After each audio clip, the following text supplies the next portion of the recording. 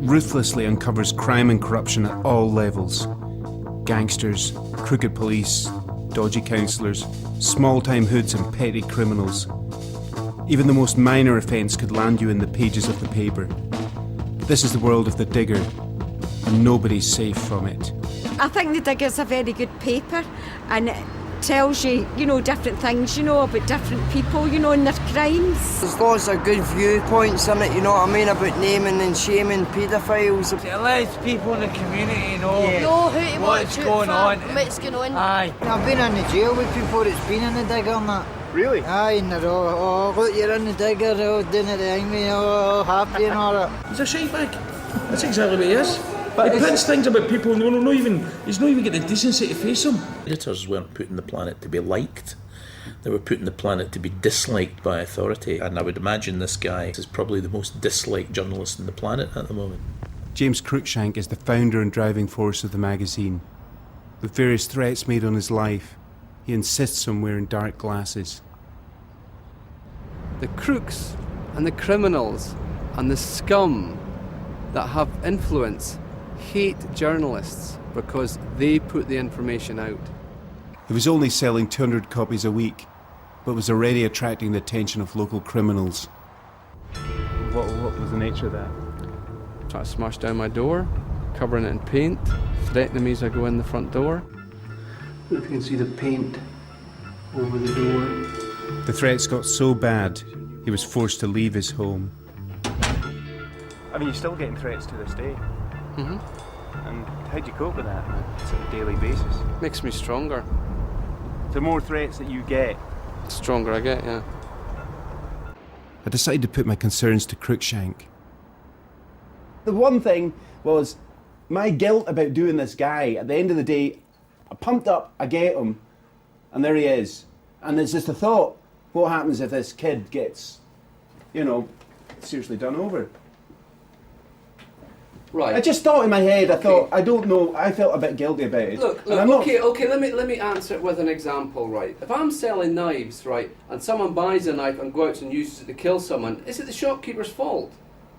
See, I don't think it's my fault if some pedo gets his head done in because I reported it.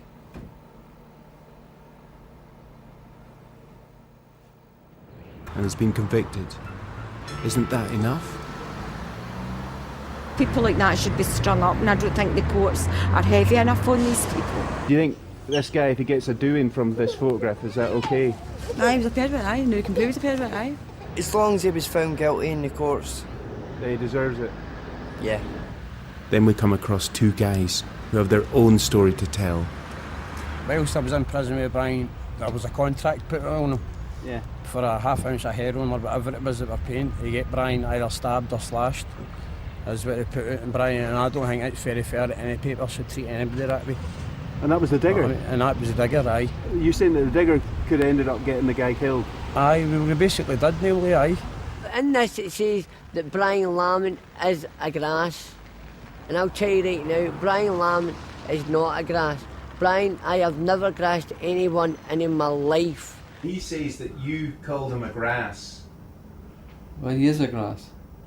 I had a bag of bullets, a magazine that I was caught with, right? Yeah. And I went to jail for, and I done the time for it, right? Yeah. But then the Digger all of a sudden came out with these names. Not only did Lamont tell the police where the ammunition was, he told the police where the ammunition had come from. And he also told the police that the people that gave him the ammunition are gangsters. Dangerous gangsters. Yeah. And he named the gangsters to the police. Now that's a grass. The people that are mentioned in this are heavy people. Right? They're heavy people that could get me took out and done in like that. Right? Yeah. So if it was true, why haven't I been done in? Why haven't I been took out? The thing about court reporting is it exposes and shines a light on these cretins, and they absolutely hate it. He could have put me in danger in prison, and he went ahead willy-nilly. Because you get some people that don't listen to facts, they read something in black and white and think it's true, and before you know it, I could have been tanned. I mean, Glasgow's full of people like that. They've got no job, they've got no income, they dabble in drugs, they dabble in guns and ammunition, they think they're gangsters and they're just punks. And I use that in the American sense, punks. That article could have cost me my life so he could sell a digger. Am I supposed to feel sorry for him? I don't feel sorry for him at all. He's a twit. That article always got me killed. You're going to end up mentioning the wrong person's name or whatever, and you're going to cause yourself trouble, mate. People all think the digger's brilliant, this and that. It's a load of shite. See, if I wasn't out in licence, I would fucking do you.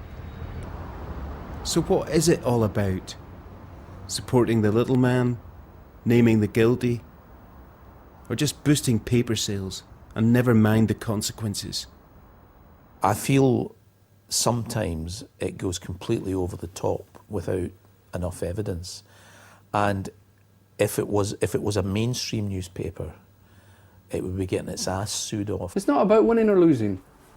So what is it then? It's about selling papers.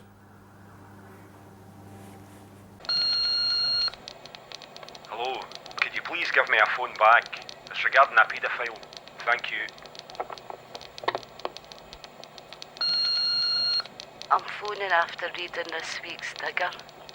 There's more to him than meets the eye, and I believe it's something to do with the death of the girl as well.